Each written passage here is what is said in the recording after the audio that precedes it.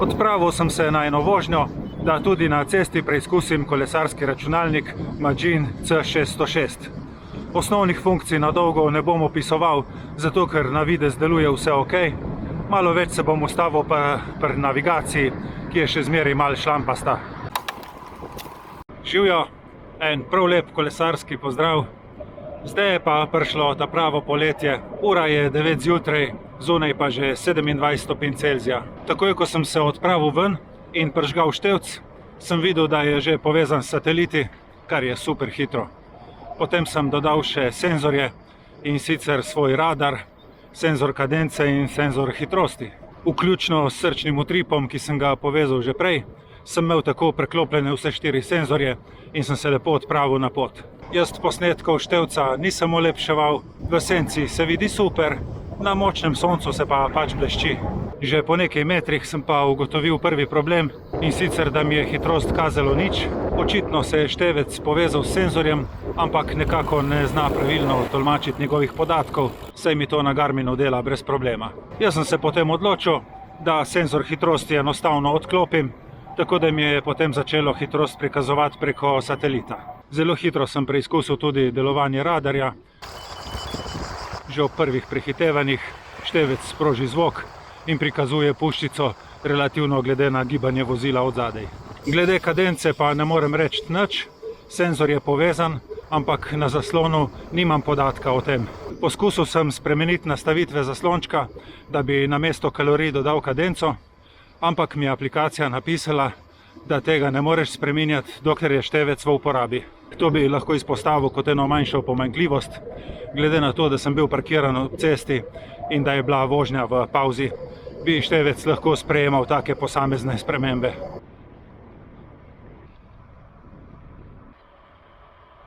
Kot ena stvar, ki jo bolj pogrešam, je zame live track. Navajen sem odprej, da moja soproga zmeraj vidi, kje se vozim, predvsem zaradi moje varnosti, če bi se mi karkoli zgodilo, lahko v vsakem trenutku pogleda, kje se nahajam.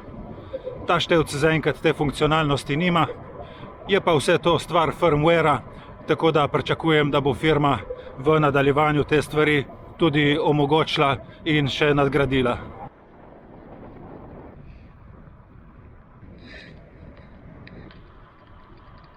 Za razliko od tistega prvega dne, ko sem delal še unboxing, mi je v nadaljevanju uspelo tudi nastaviti tale Smart Assistant. Server je potem deloval v redu, tako da sem si lahko nastavil opomnik za pitje. Imaš taka pravila, ki jih lahko poljubno dodajaš za vse možne podatke, ki jih ima števec ali pa povezani senzori. Jaz sem si glede opomnika za pitje nastavil, naj mi pač vsakih 12 minut na števcu izpiše pite. Normalno deluje tudi prikazovanje obvestil, če dobiš kakšen message, elektronsko pošto ali pa kakšno drugo obvestilo, recimo na Instagramu. Na števcu prav na kratko zapiska in zraven se pokaže besedilo. Edina manjša pomanjkljivost je, da pri prejetem sporočilu izpiše telefonsko številko, ne pa imena. Tako da, če ne poznaš telefonskih številk na pamet, mogoče ne boš v tistem trenutku vedel, kdo ti je nekaj napisal. Jaz telefonsko številko od svoje soproge poznam, tako da tukaj vidim, da mi je ona napisala, da je kosilo ob 12.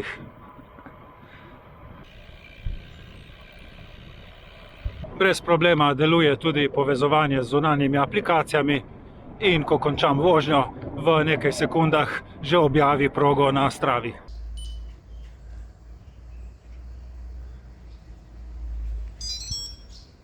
Na pot sem štartal 100% napolnjeno baterijo, tako da lahko tukaj vidimo, da je števec v 2 urah in 10 minut vožnje porabil 18%.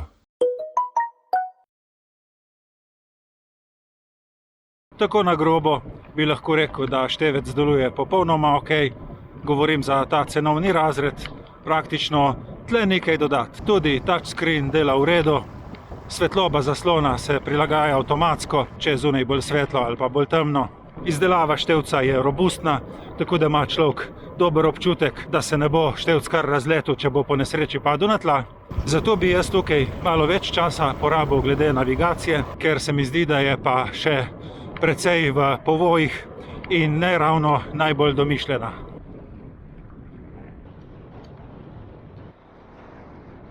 Prvi problem je ta, da se nahajam v Italiji, približno 10-11 km od doma in na števcu nimam nobenega zemljevida. Jaz sem si ob prvih nastavitvah števca naložil dva zemljevida, in sicer Europe 2, ki pokriva Italijo, in Europe 5, ki pokriva Slovenijo. Problem je v tem, ker števec med vožnjo ne preklaplja med zemljevidi. Zdaj, ko se približujem Sloveniji, tukaj v Vipavžah, bomo na števcu videli, da se bo zemljevid spet začel prikazovati. Med vožnjo sem lahko na števec dodal eno od prog, ki sem jih uvozil že prej. Navigacija sicer deluje, ampak ti ne pomaga kaj dosti, če ni umeščena na nek zemljevid. Potem sem namenoma zavil ven z načrtane proge. Po približno 500 metrih je števec začel javljati, da sem izven proge. Tako zapiska in z rdečo črto pokaže zračno linijo, kje se tvoja dejanska proga nahaja. Po prebiranjih člankov na internetu sem bil prepričan, da ta števec nima reroutinga, ampak čez nekaj časa se je na njemu izpisalo replanning in par sekund je trajalo, da je načrtal novo progo. Tako da lahko rečem, da tale rerouting oziroma replanning deluje in je to verjetno ena od novejših pridobitev tega zadnjega firmwarea. Je pa treba povedati, da tale replanning ne dela 100% in da se lahko kdaj pa kdaj zgodi, da vam nove proge ne bo zračunalo. Zdaj bom še enkrat zapeljal iz Slovenije nazaj v Italijo, tako da lahko še enkrat pokažem, kako zemljevid preprosto izgine oziroma ga ne prikazuje. Iz Magina so mi potrdili, da to preklapljanje med različnimi zemljevidi dejansko še ne deluje in da bodo to posodobili v drugi polovici tega leta. Vidiš, tukaj se vozim čisto ob meji, na desni strani števca, kjer je Slovenija, še vidim ceste, na levi strani, kjer je Italija, je pa vse prazno. Če ima kdorkoli namen voziti vsako svojo vožnjo le znotraj ene države, potem tega problema z zemljevidi ne bo imel. Meni se pa pač to dogaja, ker živim 1 kilometer proč od meje in skoraj vsaka moja fura je malo v Sloveniji in malo v Italiji. Sej, če kogarkoli zanima, kje točno se vozim in kako izgledajo tukaj tej tereni ob meji, bom dal pa link od svoje Strave od spodaj v opis videa.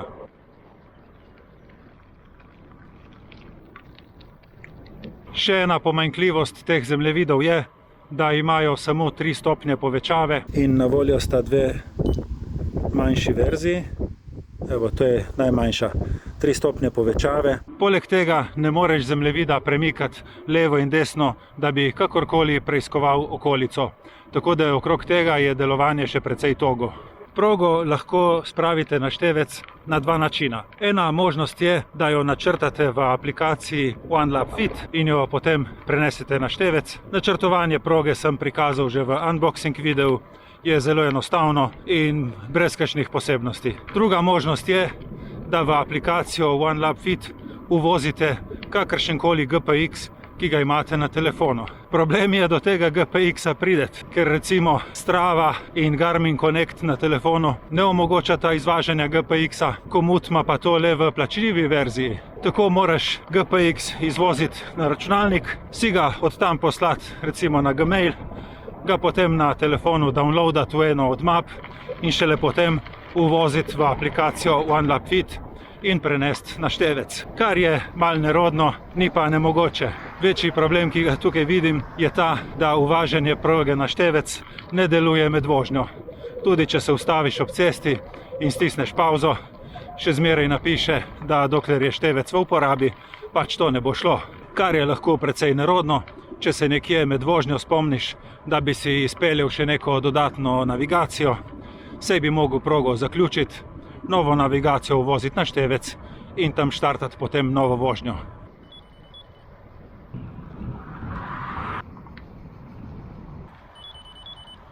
Med prebiranjem ocen na Amazonu sem ugotovil, da so se nekateri kupci jezili tudi nad tem, da je števec podpiral najdaljše proge v dolžini 150 km, kar je res malo, ampak sem potem kasneje ugotovil, da je Magin to razdaljo povečal na 300 km. Kljub temu se je javil nekdo, ki vozi ekstremno dolge ture, ker mu je bilo tudi 300 km premalo. Jaz sem si vzel čas, načrtal sem eno 400 km progo in jo poskusil uvoziti na števc. Ugotovil sem, da uvažanje proge dejansko ni možno in da še zmeraj ostaja omejitev na 300 km. Tako da, če je med vami kakšen randoner, kakšen ekstremist ne računa s tem. Na internetu sem zasledil tudi, da so se nekateri pritoževali, da so ulice pomanjkljivo vpisane in da zemljevidi niso pregledni. Vprašal sem na Madžin in mi niso hoteli točno poimensko povedati, katere zemljevide uporabljajo. Predvidevam, da je kakšna varianta OpenStreetMap ali kaj podobnega. Zaradi tega je logično, da mogoče zemljevidi niso najbolj natančni, ampak bi pa rekel, če ne drugega, imaš zemljevide naložene na števcu. Kukarkoli vidiš neke ceste, s katerimi si lahko pomagaš, kar je dosti boljše, kakor če sploh nobenega zemljevida nimaš. Pri tem števcu namreč vem, da tudi če mi crkne telefon ali pa če se znajdem na območju brez signala, bom si lahko z nekim zemljevidom vsaj približno najdu pot, da bom se rešil iz nekih neznanih območij. Ko bojo enkrat uredili še tole preklapljanje med različnimi zemljevidi, bo pa to super. Ker jaz največkrat navigacije niti ne rabim, ampak samo tako med vožnjo pogledam na zemljevid in si hitro ustvarim sliko, kako kakšne cestice tečejo. Spet se približujem Sloveniji in na zemljevidu so se začele kazati prve cestice. Kadar števec pravilno prikazuje zemljevid, je lahko navigacija precej uporabna, saj vidiš, kje je treba zaviti, kam je treba iti. Ampak je vse skupaj še malo v povojih. Tukaj recimo vidimo, da proga zavija levo, navodilo pa pravi, naj grem naravnost. Ali pa recimo tle na tem primeru, ko mi pravi, naj zavijem na neimenovano cesto. Nahajam se v mestu, v Šempetru pri Gorici, kjer so vse ceste poimenovane. Tako da je treba to navigacijo jemati s čepcem zdrave pameti in pač vzeti v zakup, da vse stvari še niso 100% delujoče. Tudi če nimaš vklopljene navigacije, imaš vsaj zemljevid, kjer lahko vidiš, kako posamezne ceste in ulice potekajo, tako da se lahko dosti lažje znajdeš med vožnjo. Jaz mislim, da sem preizkusil kar precej različnih funkcij tega števca. Njegova cena je 159 €. Vse stvari niso popolne. Kdor kupuje poceni napravo, mora pač to vzeti v zakup. Jaz vam želim prijetno vožnjo in dosti srečnih kilometrov. Hvala vam za pozornost in se vidimo prihodnjič. Čau, čau.